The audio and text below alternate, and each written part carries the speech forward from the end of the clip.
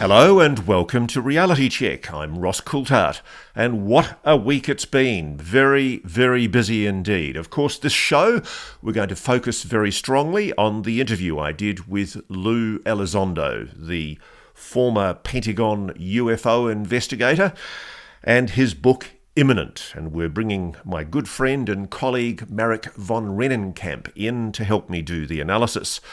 But before we roll Marek in, I do want to talk about the breaking news of the appointment of a new AARO director. This is the Pentagon's UFO UAP Investigation Office, AARO, the All-Domain Anomaly Resolution Office, and the interim director since October 2023, since Dr. Sean Kirkpatrick departed, has been Tim Phillips.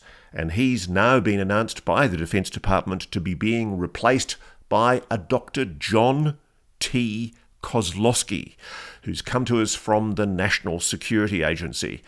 And I have to say, Dr. Jon Kosloski is extremely well spoken of by people I respect and admire in the UAP field.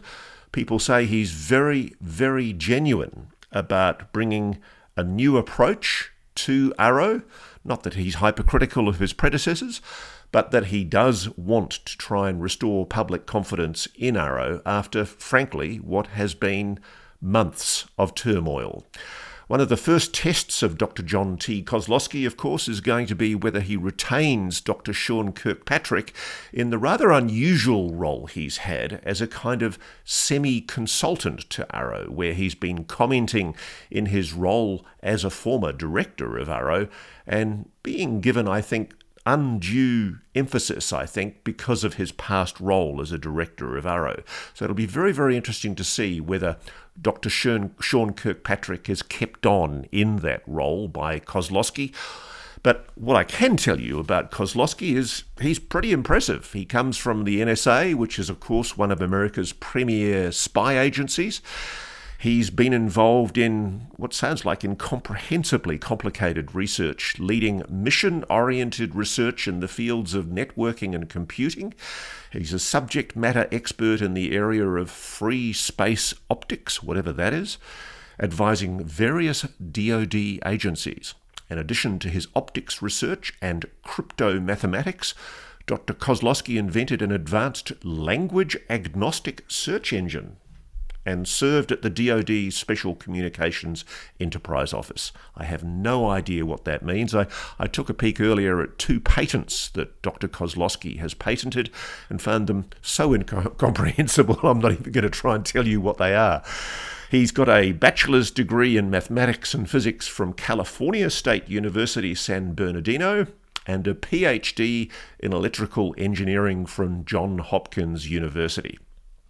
And just to give you a summary of his work, the focus of his doctoral research was the invention of novel devices that leverage principles from quantum optics to receive very weak phase-encoded signals. Clear as mud. Well, what I can tell you that does make sense is Kosloski is very well spoken of by people who want change and want a greater degree of transparency and openness by the Pentagon. And frankly, whilst I'm not a huge fan of AARO and I've been very critical of AARO, I think this is potentially a very positive move. And it's going to, I think, be incumbent on all of us to give Dr. Kosloski a chance. Let's show him good faith and let's see how he moves. By the way, if anybody wants a job, I noticed that there's also a AARO Deputy Chief of Staff going. You can be based in Virginia or Alexandria, and you would be the Chief of Staff for AARO. And you'd have a top secret SCI clearance.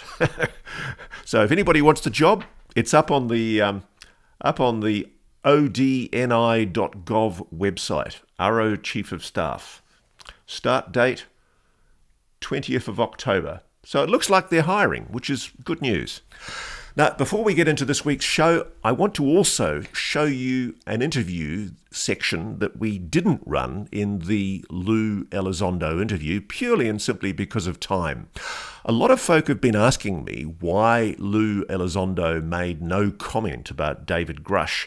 And before the rumour mill starts, can I say Lue spoke extremely highly of David Grusch, and the decision not to include the particular comment that I'm about to show you in the program was purely and simply made because of time. But a lot of folk, I think, have attached a lot of importance to the fact that there was no mention of David Grusch in the Lue Elizondo interview, so I thought it would be important for people to see just how highly Lue Elizondo regards David Grusch and how he shares the travails and the pain that David Grusch has been through for being a whistleblower. David, of course, is the guy that I interviewed in June last year for NewsNation when he went public as a former very senior intelligence officer, formerly with the National Geospatial Intelligence Agency, speaking about his knowledge of a retrieval and reverse engineering program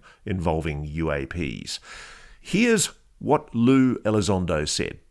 This is a dangerous battle you're fighting, Lue. There are forces, powerful forces, that don't want this story told. Oh, yeah. And they'll go to great lengths to keep it a secret. Look what happened to poor Dave. You know, I worked with Dave at Space Force. I don't know if that's public knowledge, but I'll say it. What the hell? He and I were working the UAP topic for Space Force for a very good man, a senior guy, very senior guy, by the way. And this was all in the open. So, I mean, this was acknowledged at the time. And he did the right thing. You know, a lot of our servicemen and women suffer deeply from PTSD. And until recently, we were always told, you know, it can affect your security clearance, don't seek psychological help. And then something happened. Somebody who I respected quite a bit, and thankfully it was General Clapper, when he became the DNI, he said, we're not going to hold our men and women anymore responsible. If they go and seek mental counseling and they self-referral because of PTSD, the horrible things that they have to endure in combat, they should not be penalized from their security clearance, right? So what happened with Dave Grusch when he did the right thing? He did exactly what he was supposed to do. Some nitnoid reporter gets information from none other than who? Two people from inside the government to say, Dave had counseling. Well, wait a minute. That's exactly what you want someone to do if they need it, because the suicide rate for our men and women in uniform is through the roof. And you know what? No one seems to really give a shit. So this is why we had to change the policy. So for David doing the right thing, the very first thing he does within 24 hours, they start seeding dissension and they start misinformation and trying to question his loyalty and his credibility. David Grusch is a patriot. And in my book, he's a damn fine human being and a hero for what he did. And what was his reward from that? What was his reward for that? Immediately, the antibodies came out and they tried to discredit him, just like they tried to do me, just like they try to do anybody else who comes out and steps out of rank. So as you can see, a glowing endorsement from Lue Elizondo for David Grusch. Now, let's move on to today's show, and boy, we've got a lot ahead of us. Here we go. Lue sat down with me last Friday and gave a very detailed one-on-one interview which ran in prime time on NewsNation, and we've had an overwhelming response. And in order to do the analysis of that show and follow up on some of the issues that Lue raised, I'm bringing in Marek von Rennenkampff, who's a former national security advisor to the State Department and a Obama administration appointee to the Pentagon, the Department of Defense. But before I bring Marek in, I want to tell you about a product that happily is sponsoring Reality Check and which also addresses some of the egregious food that you Americans happen to eat. And it's all about the Gut Cleanse BioComplete 3. The theory that is pushed by the Gut Cleanse BioComplete 3 product is that there is a potential toxin in all of the, quote, healthy foods that scientists have been telling us to eat with a fraudulent food pyramid for some considerable time. One day I will do a story on Reality Check about the American ultra-processed food diet and why I fear for this beautiful country that it seems to be suffering from the appalling food that it eats. And it needs a fix. Well, maybe that fix is the Gut Cleanse Bio Complete 3. There's a Dr. Gundry, a world-renowned cardiologist, who is saying that there's a potential toxin in our food that's causing huge digestive issues and it's affecting millions of people worldwide. The warning signs include weight gain, fatigue, digestive disorder, stiff joints, even skin problems. And Dr. Gundry explains that these side effects are often mistaken for normal signs of aging because digestive issues develop usually over a matter of years and sometimes even decades. And I can assure you that the damage that we're talking about is probably caused by these supposed health foods, and it's far from normal. The good news is you can fix this problem from your own home. It's very simple. You just have to know which foods are actually healthy and which contain this hidden potential toxin. So you can find this yourself at the gutcleanseprotocol.com/Ross. That's gutcleanseprotocol.com/Ross. And if you go there, you'll find that after years of research, Dr. Gundry has decided to release an informative video to the public for free, and it's uninterrupted, showcasing exactly which foods you need to avoid. Go find that video at gutcleanseprotocol.com/Ross and click on the link in the description below. Okay, let's get into the show.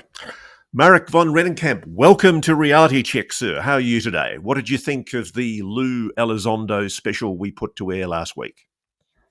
Well, Ross, first of all, thank you very much for having me on. And congratulations on another extraordinary interview that, in my mind, really pushes this conversation forward.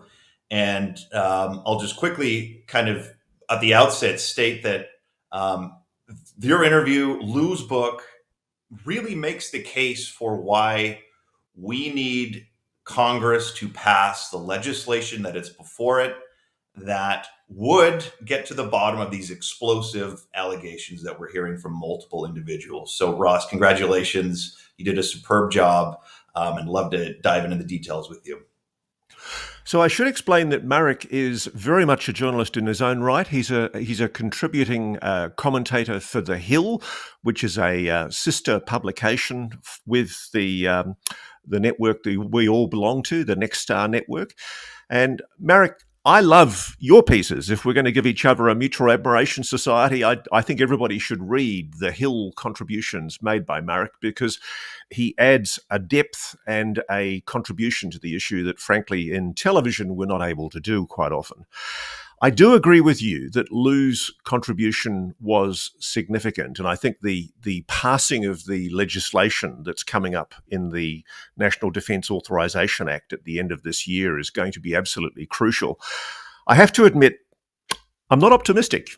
I'm a bit grim, having been in Washington to shoot the Lue interview and seen what Lue's up against. The very few people like Lue Elizondo are up against on the Hill is a very determined cadre of gatekeepers in the defence aerospace industry, frankly, Marek, who just do not want this story told.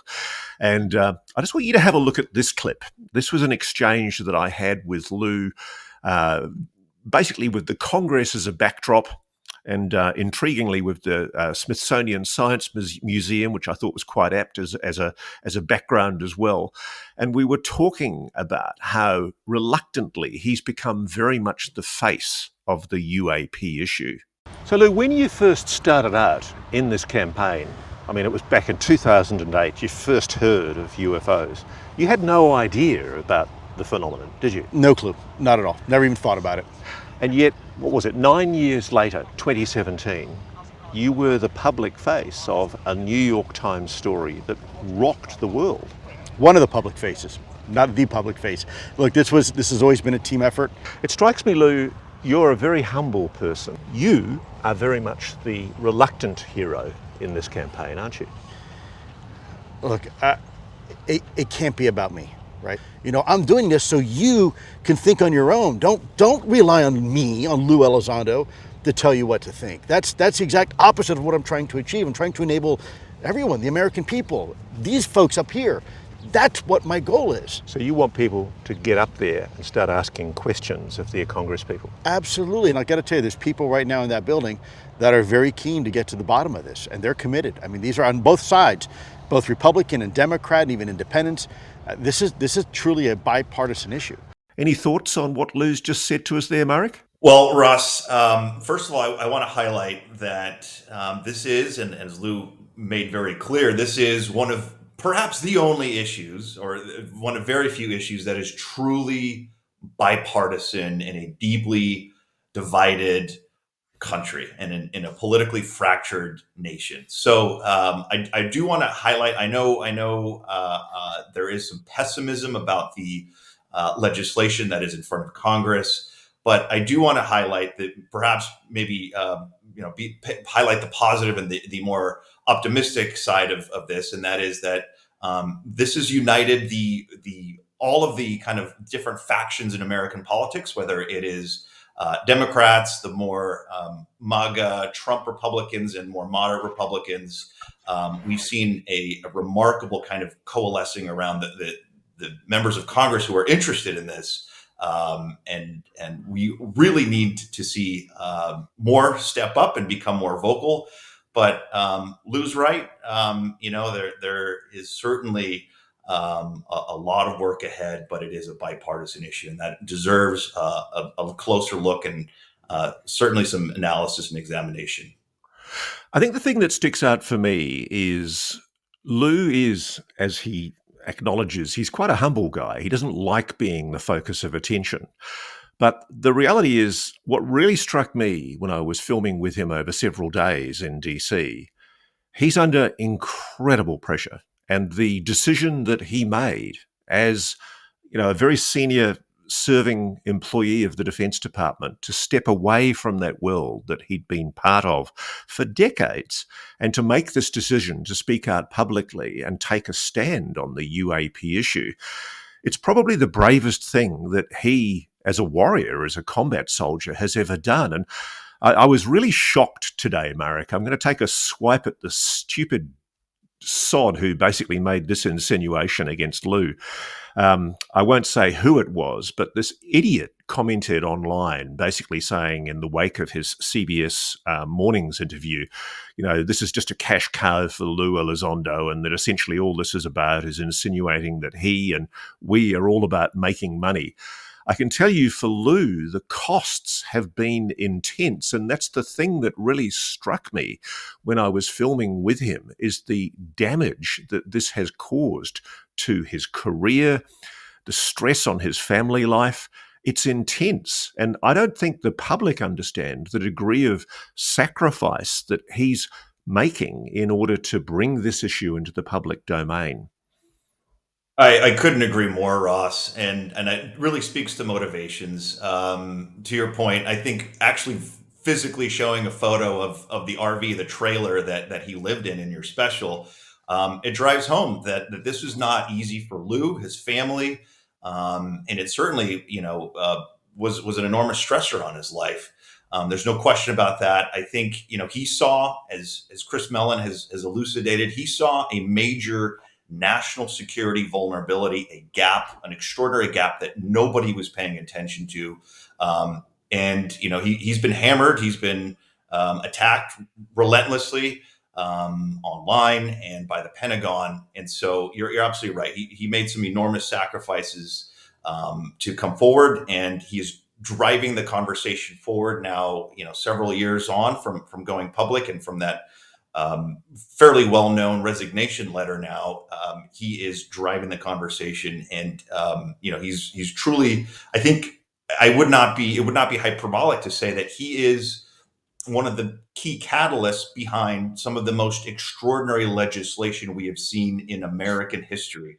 I mean, seeing the Senate Majority Leader, Chuck Schumer, put in writing, in black and white, non-human intelligence, proceed to list it 24 times, alongside legacy programs, which, as many of your viewers know, but that's the nomenclature for these alleged programs that retrieved and reverse engineered or attempted to reverse engineer non-human craft. And that's not me saying that, Ross. That's the Senate Majority Leader's black and white legislation, right? And there's been some chatter about, hey, this is just driven by staffers. Well, gosh, I'd love to show those people the clip of Chuck Schumer on the Senate floor engaging in a colloquy, a scripted exchange with Senator Mike Rounds, a Republican, going back to the bipartisan element of this, and making extraordinary statements and saying, direct quote, multiple credible sources have told Congress that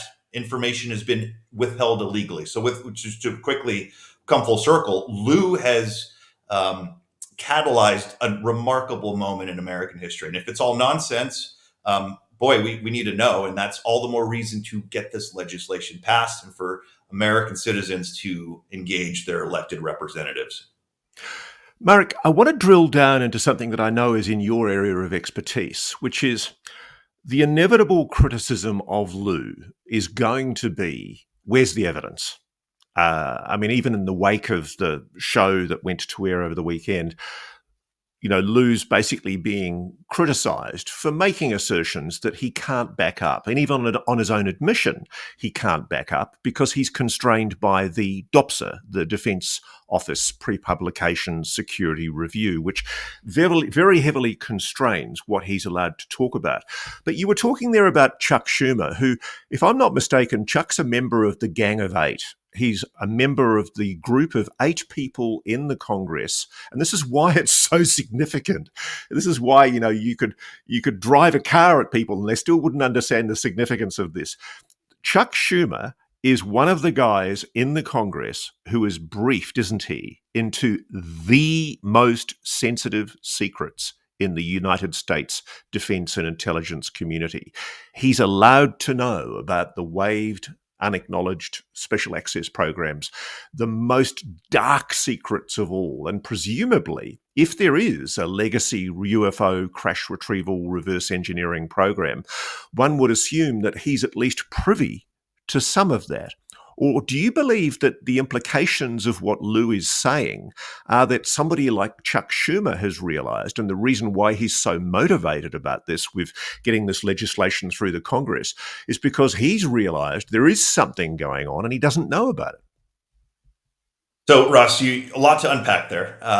You started your show off, speaking about, and I'm going to go to your promotional element about the diet that Americans have and how processed foods are a major factor in Americans' health. I think another major problem in America today is that we no longer teach civics, and I think a lot of the people who comment on the Schumer legislation, for example, have no clue about how our government fundamentally works. So yes, you are correct.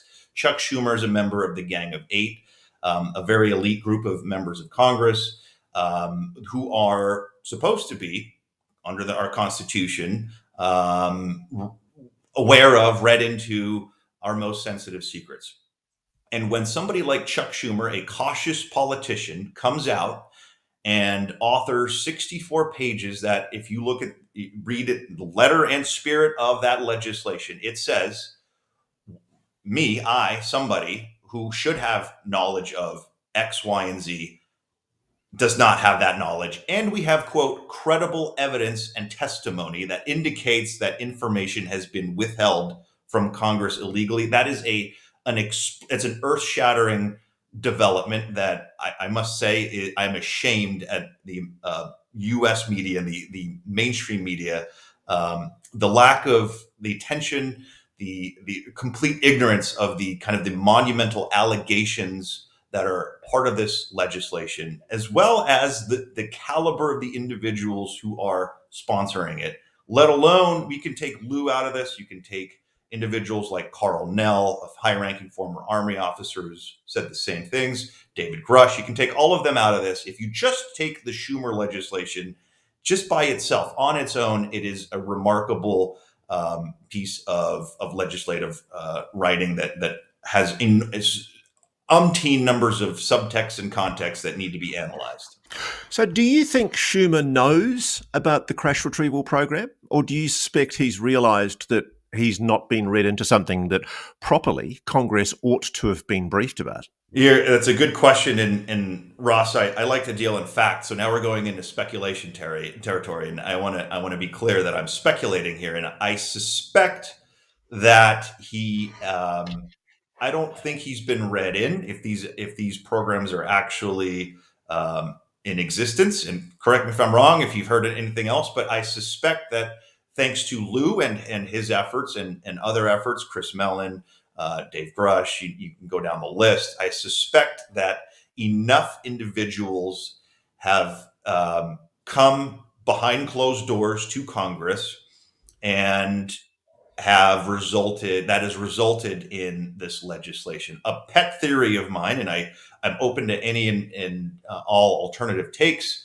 is that Schumer specifically was informed of these programs because I see a schism between what Schumer and Rounds are doing on one side and what Gillibrand, Rubio, and the other senators are doing on the other side. Because you had these last year, you had two kind of competing efforts on UAP disclosure. They were both complementary. They both kind of alleged the same thing, but they seem to occur in parallel, and they seem to have been stovepiped and separated from each other.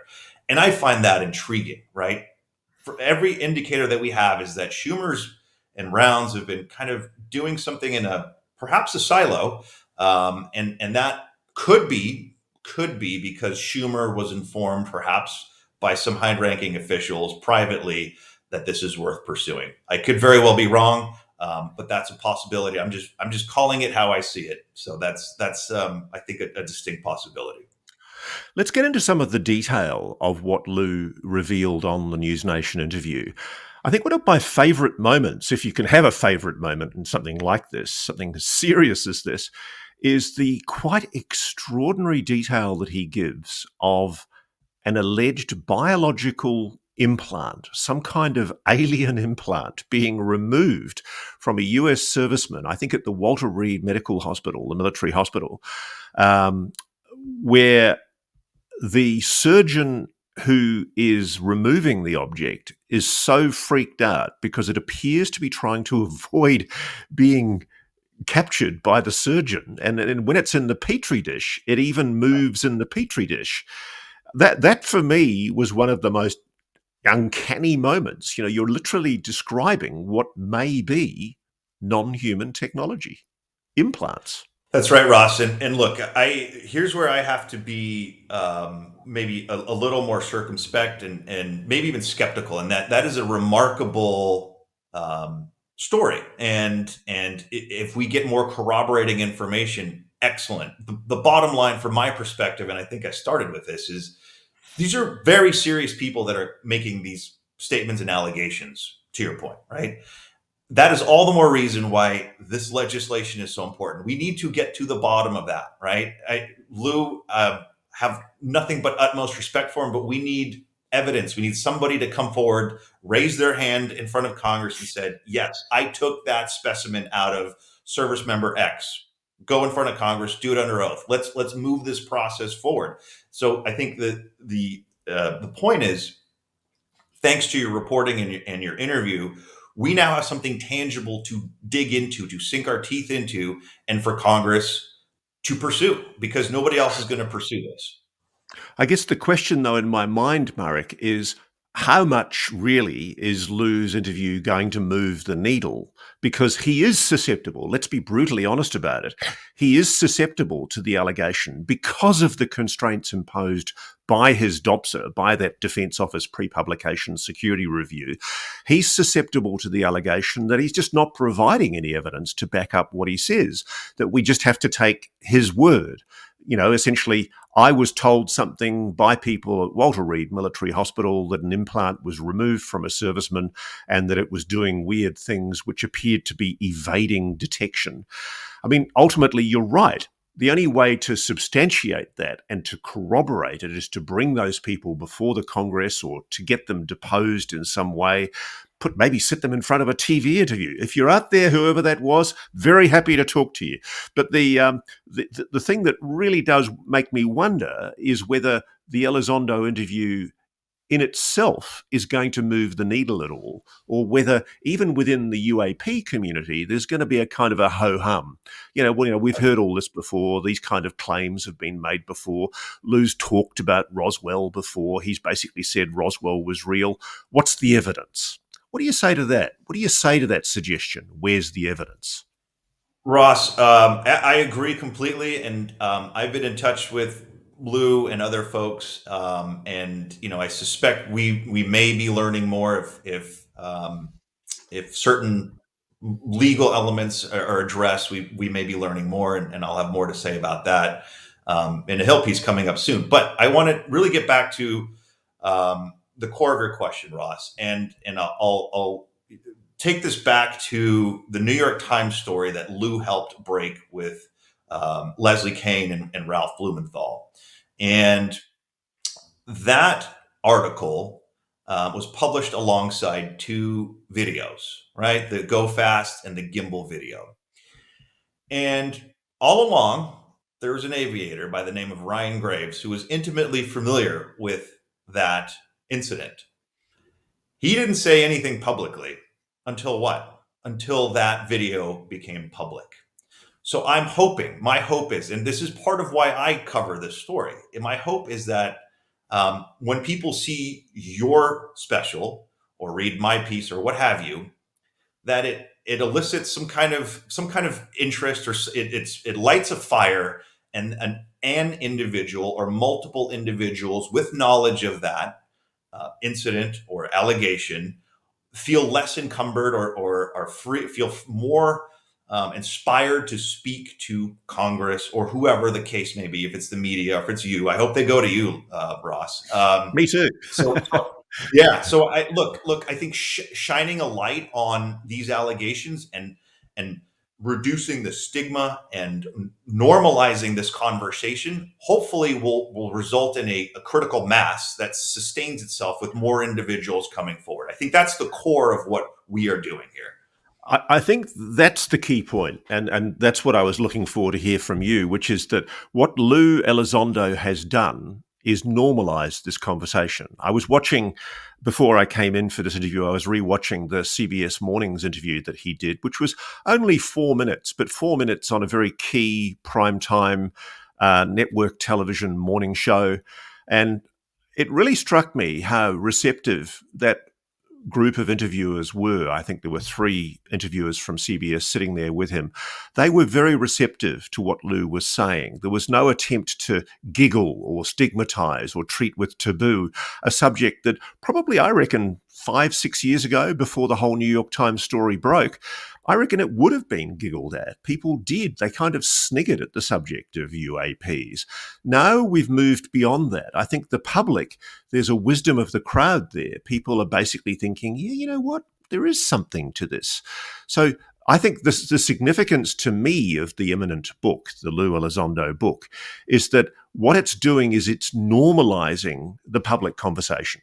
And hopefully, as you say, making it possible for people who do have that direct knowledge that at the moment Lue Elizondo can't reveal what he knows to come forward. I just also want to make the point, it's funny, it's in the course of our research when we were checking Lue's bona fides that you normally do for this kind of interview, I was doing a ring around talking to people in the Congress and talking to people who have knowledge in the Pentagon of Lue Elizondo's background. And I don't think people quite realize the job that he was doing, especially the most recent job that he was doing at USDI, the Office of the Undersecretary for Defense Intelligence. Lue was essentially a liaison with the highest level oversight bodies for special access programs inside the Defense Department. I think it's over the Senior Review Group or some such body. Basically, the body that that gets to review all of the special access programs inside the Pentagon. It was Lue who was basically at that very high level, clearly highly cleared to know an enormous amount about some of America's most sensitive secrets. That's the thing that leapt out to me in his book as well, is that I didn't know a huge amount, to be honest with you, about Lue's past work. And when I was talking to people trying to figure out who Lue Elizondo was and trying to get to the bottom of what his role really was with ATIP, the Pentagon's UFO investigation program, a lot of people sort of slyly indicated to me that one of the reasons they held such huge respect for Lue Elizondo was because he was such a highly cleared guy. He was one of the guys who really did know all the secrets in the Pentagon at a very, very high level, basically because he was working out of this office in the Undersecretary for Defense Intelligence. With your knowledge of national security, how significant is Lue's background to an understanding of why we should take seriously what he's saying?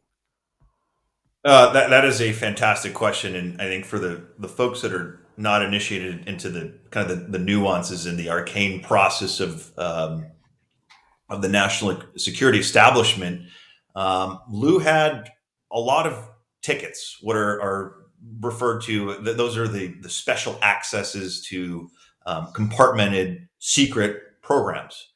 And so that is a huge part of this. Lue has the background. He has the position to speak from some level of authority. Of course, we need evidence. Of course, we need to verify claim X or Y. No question about that. But the point is, we need to take people like Lue, Carl Nell, Dave Grusch seriously.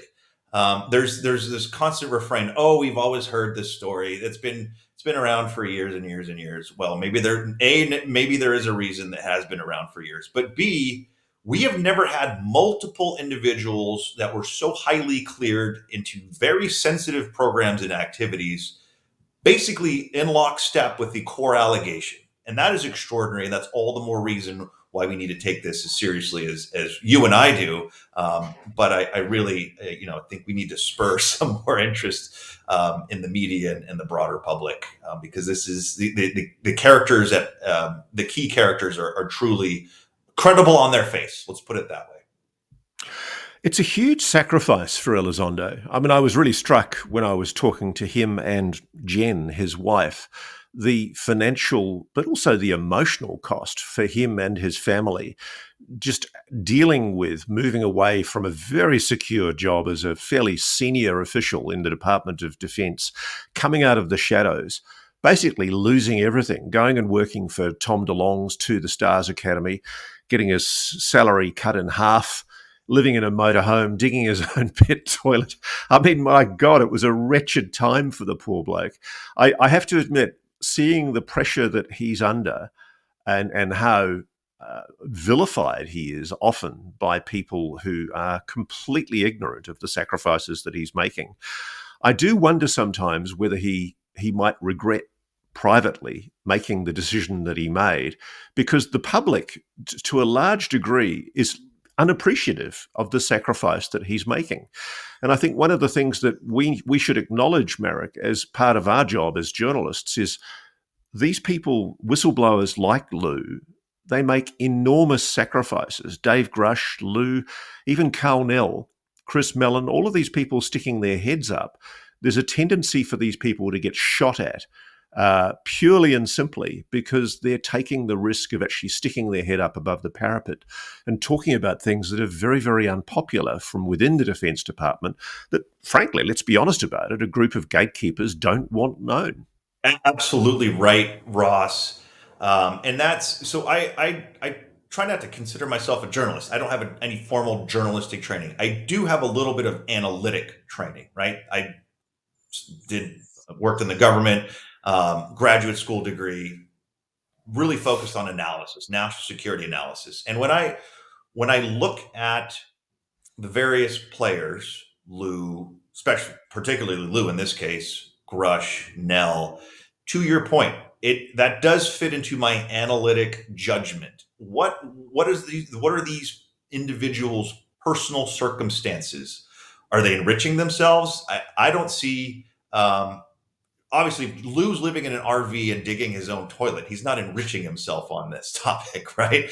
So that is certainly something to consider in our analytic kind of process and judgment as we vet different claims, as we look at motivations. Very important, right?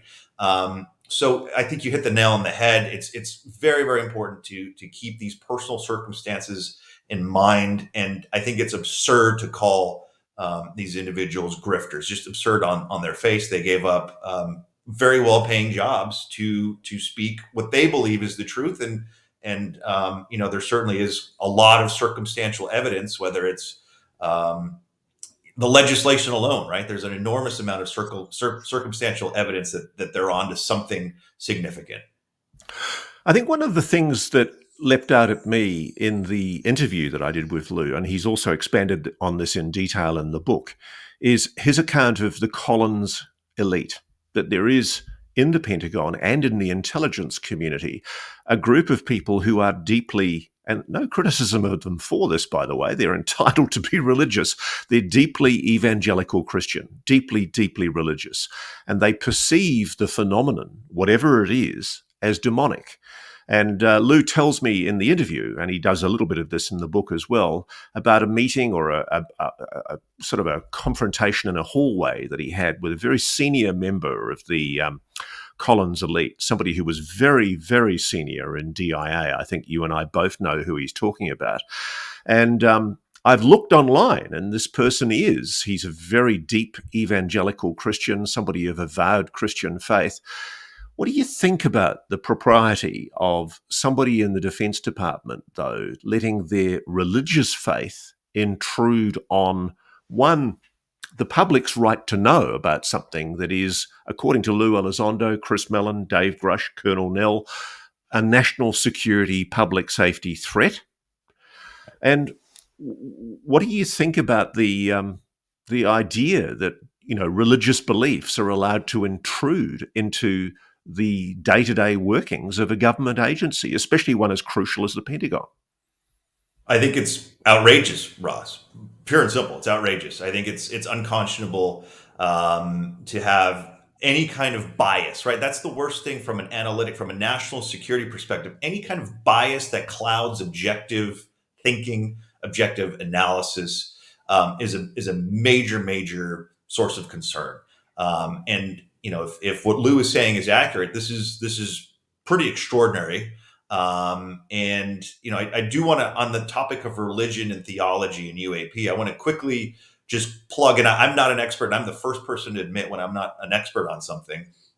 I want to quickly plug a book by Paul Thigpen, a Catholic theologian, on extraterrestrial intelligence in the Catholic Church, I believe is the title. And then Matt Halstead is another individual who's an academic, a faith-based academic who's done some. Both of them have done some pretty remarkable, very deep kind of academic work on this topic. And I think I hope it's fair for me to summarize their conclusions. Their findings are that there really is there from their perspective, and it's logical to me that there is no inherent conflict between what Lue is alleging or the possibility of non-human intelligence and these religions, these religious traditions that we have. That may seem counterintuitive on its face, but I think they've done a remarkable job of addressing that. So I want to quickly, I'll just summarize. I think it's outrageous. It's unacceptable. It's unconscionable for any kind of religious belief. I don't care what religion it is or any belief. It doesn't even have to be theological, to interfere and be an analytic bias. But also there is some pretty robust academic literature and work by these theologians that says otherwise. That is very clear. So I hope anybody that has that perception of this inherent bias or this inherent clash takes some time to actually look at what these gentlemen have written and put out. One thing I wanted to ask you about, Marek, was there were people online I noticed who were questioning whether Lue's really taking that much of a risk. And they're running this line that because he's gone through the DOPSA process, because he's sought approval from the Defence Office Pre-Publication Security Review Office, he's not really taking a risk at all. And frankly, for him, this is pretty lame, that essentially all he's doing is parroting what he's being told by the Pentagon. And there's a lot of people, and I think the UFO community are their own worst enemies on this issue, frankly, where they basically shaft somebody like Lue coming forward and insinuate that he's essentially operating with some kind of agenda. Let's deal with that. Let's go to the issue. Do you think Lue's some kind of plant, that he's some kind of mole who's pushing some kind of dark double agenda, that's pushing some dark, nefarious agenda inside the Defense Department that we're not allowed to know about? Or do you think he's just genuinely the whistleblower that certainly I believe he is? Unless you and I are absurd judges of character, and that's possible, Ross. No, I do not think. I do not think that is the case. I think he is coming forward and making sacrifices because he truly, profoundly believes in what he is putting out in the public record. And again, I'm just going to go back to this is all the more reason for this legislation to pass, to get to the bottom of this. If there's nothing to see here and Lue's wrong, okay, fine. But we absolutely must look, because as we've said, Lue has put his reputation, his livelihood, his retirement on the line to speak out publicly on a very, very stigmatized topic. One of the things that I found especially intriguing, and I know from talking to other people who've been involved in close-up contact with the phenomenon, is the way Lue admits that the phenomenon's followed him home, the hitchhiker effect. And it was fascinating talking to him and Jen. There's a lot of other stuff that we didn't include in the program that they've described that I won't go into here. But at the very least, what they describe in the book is these orbs, these balls of light that appear to be manifesting themselves in the family home in front of Lue, his wife, their two beautiful daughters. I mean, if I was a Pentagon employee and I knew that whatever it is that I'm investigating was following me home, literally, something anomalous is actually manifesting itself in my home. That's, I think, one of the most extraordinary things that underlines to me the degree of sacrifice that somebody like him is making. What's your take on the whole hitchhiker effect? Do you find it plausible? Yeah, that is a great question, Ross. And again, I'm going to have to, I think I'm going to beat a dead horse here, but I think these are extraordinary statements coming from very credible people. I can't trust them on their face because I've seen no evidence of that, right? But when you have multiple individuals largely saying the same thing, right, that there is something that is following them home, hitchhiking home with them, that begs for more investigation. I'm not going to take it at face value, but I'm certainly not going to discard it at the on the other end of the spectrum, right? So this is absolutely, it's vital that we get to the bottom of it. I think I want to just from an analytic perspective, and Ross, I'll maybe get into a little bit of why I am so fascinated by this topic and the analytic basis for why I'm even having this conversation with you. And that is because I've actually taken the time to read well over 150 raw case files from Project Sign, Project Blue Book, and Project Grudge. The 1940s and the 1950s, those are the programs that the government had to investigate UAP. And for any objective analyst to read through those reports and see the remarkable similarities from individuals hundreds, if not thousands of miles apart, who had no possible way of knowing each other's reports and seeing the consistency in those reports is remarkable. And I will add that one of the most common phenomena that was reported in I assume still is, and if we read between the lines of a lot of what the Pentagon is released in terms of pilot reports, that round spherical objects, sometimes multicolored, usually red at night or metallic during the day. And you know this, Ross, right? We've covered this. That is one of the most commonly reported phenomena. So that aligns with the historical record. Let me just back up. What Lue is reporting aligns with the historical record. It aligns with what we've heard from James Lukatsky, who wrote a book about this. I think it was Skinwalkers at the Pentagon. So from an analytic perspective, it's fascinating, but I need more evidence. And this is just crying out. It's begging for more investigation. Absolutely. Can you explain to our audience, why would the Defense Department allow Lue to do any interview?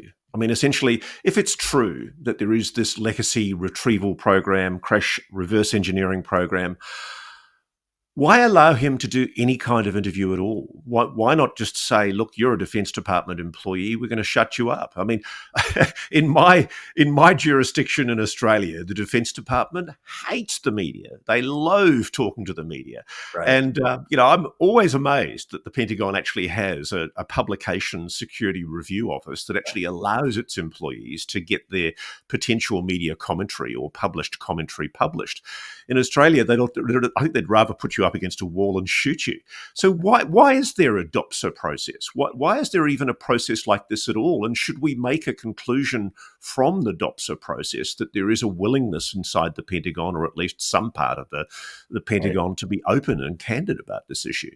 Why give Lue the opportunity to speak at all? Yeah, and this is an area where I'm not an expert in, but I suspect it is a constitutionally protected First Amendment right for a former employee to speak about X. However, if Y is classified, they can only restrain or constrain an ability, the former employee's ability to speak about the classified portion, the portion that was covered by an NDA, for example. So there's that inherent free speech right to write a book, to go make a movie script, up to a point, and that line is classified information. I suspect, I'm sure somebody on the internet will correct me if I'm wrong, but I believe that is at core what the dynamic that is at play here. So really, I want to get your final sort of encapsulation of where the Elizondo book and interview takes us, Marek.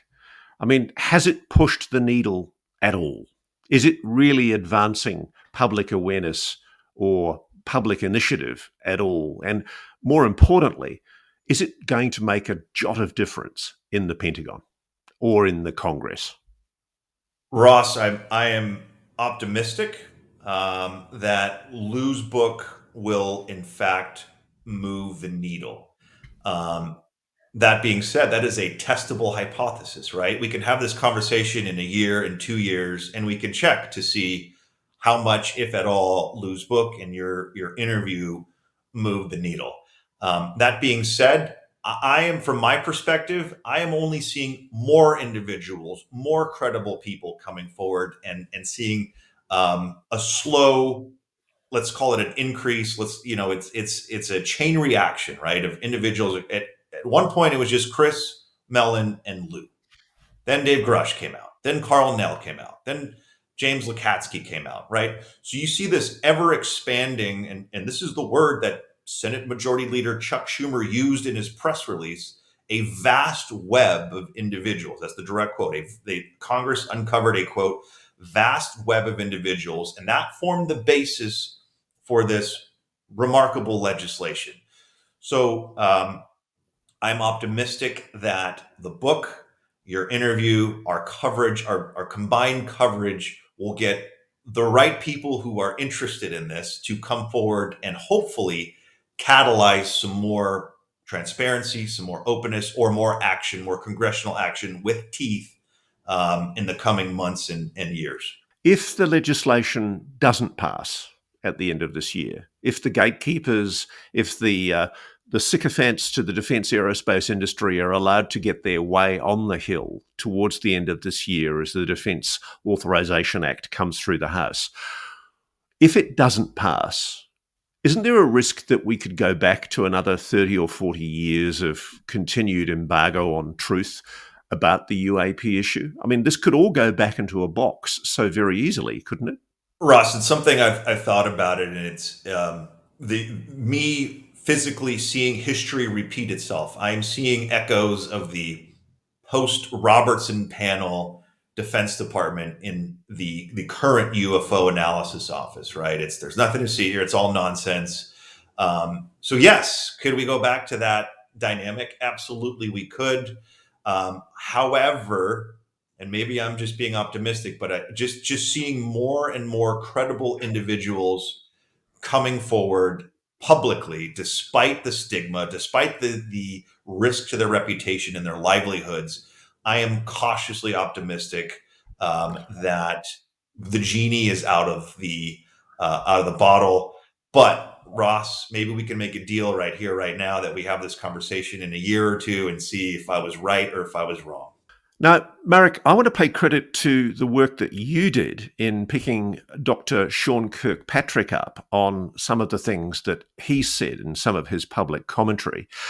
He gave us a very late response to our story, and he told NewsNation, quote, "At no time did I provide false information to Congress. In fact, my team provided actual evidence, something that all of the other claimants have failed to do." What's your response to that Dr. Sean Kirkpatrick comment? I am not privy to exactly what he and AARO provided to Congress. However, I have heard from sources on the Senate side that is inaccurate and that he did not share what was presented to him by whistleblowers with Congress. So there is a major disconnect there. Frankly, I don't trust Kirkpatrick. I'll be very honest with you. I gave him the benefit of the doubt.